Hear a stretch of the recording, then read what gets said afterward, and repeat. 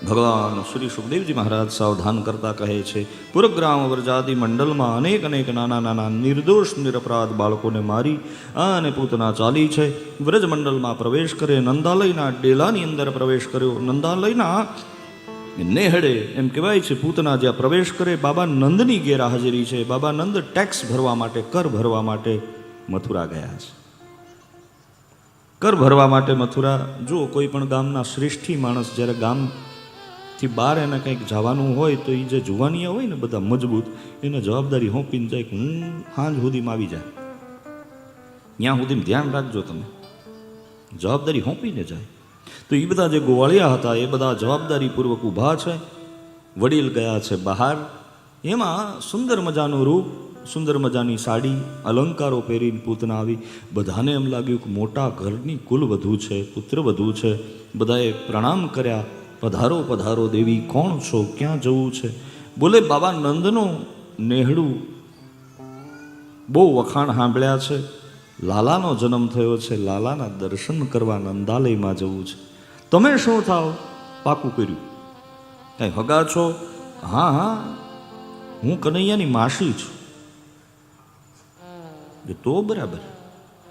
એક ગોવાળિયો આગળ હાલ્યો, વાહે વાહે પૂતના હાલી છે.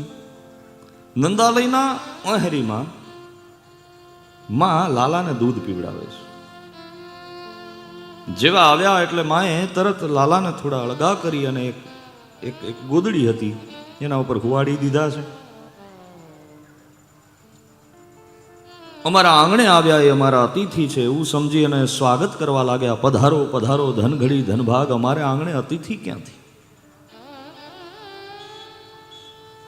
મૈયા બધાઈ હો આપકે યહાં લાલા ભયા. પછી ચોખવટ કરવાનો કઈ સમય. હવે આણે બધાઈ આપી એટલે બધાઈ આપે એટલે એનું મોં મીઠું કરાવવું પડે ને. મીઠું મોં કરાવવા માટે એમ કહેવાય છે હાલ્યા છે. અંદર ઓરડામાં ગયા. બરાબર સમય જોઈને પૂતનાએ લાલાને ઉપાડીને પોતાના ખોળામાં મૂક્યા અને જ્યાં ખોળામાં મૂક્યા એટલે જાદુ થયું છે. વિબુધ્યતા બાલકમારિકાગ્રહં ચરાચરાત્મા સનિમીલિતેક્ષણઃ અનંદમારોપયદંકમંતકં યથોરગમ સુપ્તમ બુદ્ધિરજ્જુધી.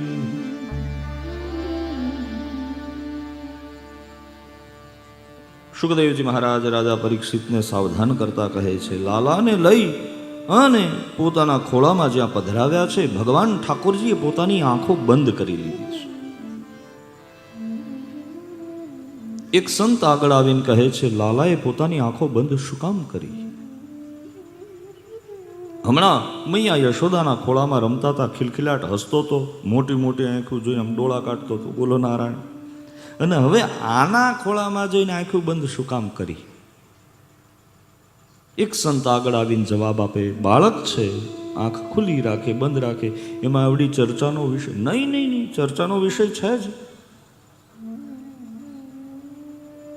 માના ખોળામાં હતા આંખો ખુલી છે, મધુર આંખો ખુલી છે, ટુકુર ટુકુર જોવે છે ઠાકોરજી. પણ જેવી પૂતનાના ખોળામાં ગયા, ભગવાને આંખો બંધ શું કામ કરી? ત્યારે કીધું, ભગવાનને ખબર છે માં છે સહજ પવિત્રા છે અને પૂતના પોતાના મનમાં મેલી ભાવના લઈને આવી. જેની ભાવના મેલી હોય ને એના દર્શન કોઈ દી કરાય નહીં. એટલે ઠાકોરજી આંખો બંધ કરી દીધી. શું ભાવના મલિન છે? અહો ભગેયં સ્તનકાલકૂટમ જિઘાસયાપાયદપ્ય સાધ્વી લેભે ગતિમ ધાત્ર્યુચિતં તતોન્યમ કન્વા દયાલું શરણં વ્રજે. કાલકૂટ નામનું એક વિષ આવે છે. જેમ પેલાના સમયમાં ઊંટિયું આવતું, એક વિષ એવું હોય કે જે પગરખામાં થોડું નાખી દેવામાં આવે ને કોઈ માણસ પગરખા પહેરે તો એનું સભ્યો પછી ભલે લઈ ગ્રહણ ન કરે પણ એનું મૃત્યુ થાય. એમ કાલકૂટ નામનું વિષ એવું છે જે જો કોઈને અડે ને પધારો, કોઈને સ્પર્શ થાય તો પણ એ મૃત્યુ પામે છે. ભગવાનની દિવ્ય કથાનું આસ્વાદન કરાવતા શ્રી સુખદેવજી મહારાજ રાજા પરીક્ષિતને સાવધાન કરતા કહે, કાલકૂટ નામના વિષને ધારણ કરી અને ભગવાન ઠાકોરજી ઉપર થોડી દ્રષ્ટિ એવી કરી અને એ બાળકને મારવાના વિચારથી દુસ્સંકલ્પ. બીજો પ્રશ્ન એવો કર્યો કે આંખ બંધ કરવાનું બીજું કારણ. મેં કીધું ને આમ ખૂબ કથામાં આનંદ આવે છે. જેમની સન્નિધિમાં રહીને આખી ભાગવત કથા સાંભળી હોય કે શીખી હોય કે થોડું ઘણું સમજવાનો અવસર મળ્યો હોય અને એ બધા કથા સાંભળવા આવે, મેં કીધું ને કુટુંબ તો છે જ, મોહાળય છે અહીંયા. બોલો નારાયણ, પધારોમાં. ખૂબ ખૂબ આનંદનો અવસર છે અને નાગેશ્વરીની ધન્ય ધરા છે. ભગવદિયા બા પણ આજે આપણી વચ્ચે ઉપસ્થિત છે. મારા પ્રણામ નિવેદન કરું છું. ફરી એકવાર મારા હૃદયના રાજીપા સાથે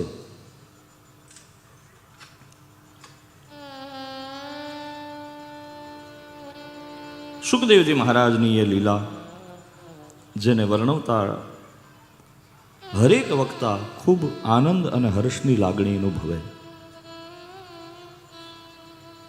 શિશુંશ્ચચાર નિઘ્નંતી પુરગ્રામ વ્રજાદિષુ. ભગવાને આંખ બંધ શું કામ કરી? બીજું કારણ, પૂતના શું પીવડાવવા આવી છે? ઝેર. ઝેર કેવું હોય? કડવું.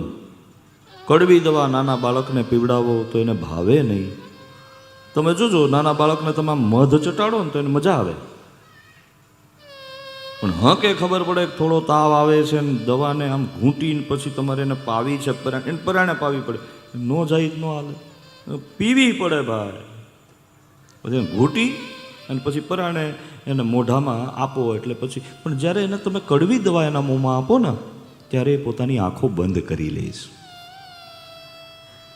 સંત જવાબ આપે છે, ઠાકોરજીએ પોતાની આંખ બંધ એટલા માટે કરી છે કારણ કે એને કડવી દવા પીવી નથી. ત્રીજો ભાવ અહીંયા એવો છે, કડવી દવા પીવી નથી કારણ કે એ વિષ છે. વિષ કોણ પચાવી શકે? તો કે આપણું કામ નથી વિષ પચાવવું. વિષ કોણે પચાવ્યું છે? ભગવાન મહાદેવે. કૃષ્ણ કનૈયા લાલ. બૈરાગી.